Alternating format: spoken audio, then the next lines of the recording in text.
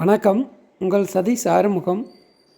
அதாவது what is new டிஎன்பிசியில் what is new இல்லை லேட்டஸ்ட் ரிசல்ட் அதில் போனோம் அப்படின்னா குரூப் 2ல் இன்எலிஜிபிலிட்டி மெமோ, அதாவது வாழ்க்கையிலே நான் எதுக்கு சரிப்பட்டு வரமாட்டேன் அப்படின்றத டவுன்லோட் பண்ணி கஷ்டப்பட்டு போய் பார்க்கணும் தனியாக அப்படின்ற மாதிரி இது புதுசாக இருக்குது. ரேங்க் லிஸ்ட்டில் இருந்து இண்டிவிஜுவலாக ரேங்க்கு தெரியும், மார்க் தெரியும். அதையே ஓவரால் போட்டிருந்தாங்கன்னா எல்லாருக்கும் மார்க்கை குரூப் 2 இன்டர்வியூ போஸ்ட் இல்லை குரூப் 1ல் போடுற மாதிரி ஓவரால் போட்டிருந்தாங்க அப்படின்னா, இதுக்கு முன்னெல்லாம் அப்படி தான் போடுவாங்க. நம்ம எக்ஸல் சீட்டை வச்சு பிஎஸ்டிஎம் லிஸ்ட் 2 இவங்க எல்லாமே அதை பார்த்துடலாம். அங்கேயும் அப்படி போடல. அங்கேயே இன்எலிஜிபிலிட்டி அப்படின்னு போடுவாங்க.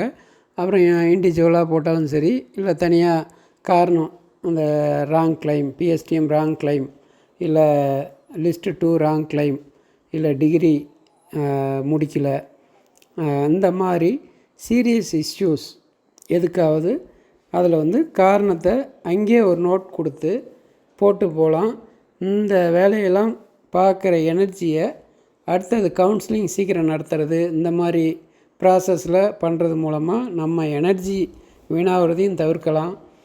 மாணவர்களோட மன உளைச்சலும் பல வகையில் குறைக்கலாம். ஒவ்வொரு வீடியோவும் பார்த்து ஒவ்வொரு இடத்துலையும் போயிட்டு 500 கமெண்ட் 1000 கமெண்ட் இந்த மாதிரி பண்ணிவிட்டு ரொம்ப மன உளைச்சலில் இருக்காங்க.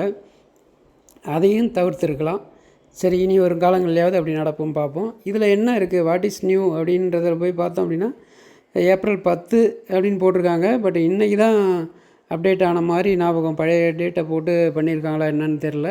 இன்றைக்கி தான் நிறைய பேர் கேட்டிருந்தாங்க இன்எலிஜிபிலிட்டி மெமோ.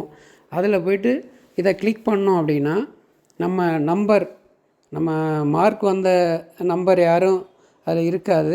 பட் மற்றவங்க குரூப் 2A குரூப் 2ல் செலக்ட் ஆகாதவங்க நம்பரை அதில் போட்டு பார்த்தா அவங்க பேப்பர் 1ல் ஃபெயில் ஆகிருக்கலாம், இல்லை இந்த மாதிரி ரிசர்வேஷன் கிளைம் இந்த மாதிரி இதில் ஏதாவது ஒரு பிரச்சனையில் ஏதாவது ஒரு தப்பு நடந்திருக்கலாம். அதில் என்ன போட்டிருக்காங்கன்னு பாருங்கள். இப்போ நம்ம யாரையுமே இப்போ நீ இன்எலிஜிபிலிட்டியா உனக்கு ஏன்பா வந்திருக்கு அப்படின்னு கேட்க முடியாது. ஏன்னா யாரையும் நமக்கு தெரியாது. பாஸ் ஆனவங்க அப்படி இப்படின்னா கேட்டு உன் மார்க் என்ன, ரேங்க் என்ன அப்படின்னு கேட்டு நம்ம ஒரு அனாலிசிஸ் பண்ணலாம். பட் இப்போ இது எல்லோரும் பாஸ் ஆனவங்க உட்பட எல்லாருக்கும் ஒரு பயம். ஐயோ இன்எலிஜிபிலிட்டியாக என் பேர் வரலையா, ஐயோ கெட்டவன்ற லிஸ்ட்டில் நான் இல்லையா அப்படின்னா சந்தோஷம் பண்ணோம். ஆனால் நம்ம அந்த லிஸ்ட்டில் நான் இல்லையா, அப்போ என்னாச்சு இன்எலிஜிபிலிட்டி அப்படின்னு பார்க்கும்போது நிறைய பேர் ஒரு பதட்டம் அந்த மாதிரிலாம் சில விஷயம் இருக்கும். அதெல்லாம் ஒன்றும் இல்லை, பயப்பட வேணாம். இந்த ரேங்க் வந்தவங்க இந்த மாதிரி ஆட்களுக்கு எதுவும் பிரச்சனை இருக்காது. அது இல்லாமல் செலக்ட் ஆகாதவங்க இந்த மாதிரி ஆட்களுக்கு உள்ளே போய் பார்த்தோம் அப்படின்னா காரணம் இருக்கும். அப்படி நம்ம சப்ஸ்கிரைபர் யாருக்காவது வந்திருந்தது அப்படின்னா நீங்கள் கீழே என்ன காரணம்னு கமெண்ட் பண்ணுங்கள். புரியுது, என்னப்பா இவ்வளோ நேரம் டிஎன்பிசியை திட்டிட்டு எங்ககிட்ட காரணம்லாம் டைப் பண்ண சொல்கிறீங்களே, கஷ்டம்தான், எங்கள் கஷ்டம் புரியலையா அப்படின்றது. ஆக்சுவலாக இது நீங்கள் பட்ட கஷ்டத்தை இனி வருங்காலங்களில் யாரும் படக்கூடாதுன்றதுக்காக இது ஒரு விஷயமாக இருக்கும். பட் நீங்கள் சொல்லணுனாலும் ஃப்யூச்சரில் நிறைய பேர்கிட்ட தெரிஞ்சுப்போம். பட் சொன்னீங்கன்னா அதை மேக்ஸிமம் எவ்வளோ பேர்கிட்ட கொண்டு போய் சேர்க்க முடியுமோ அதை சரியான நேரத்தில் கொண்டு போய் சேர்ப்போம்.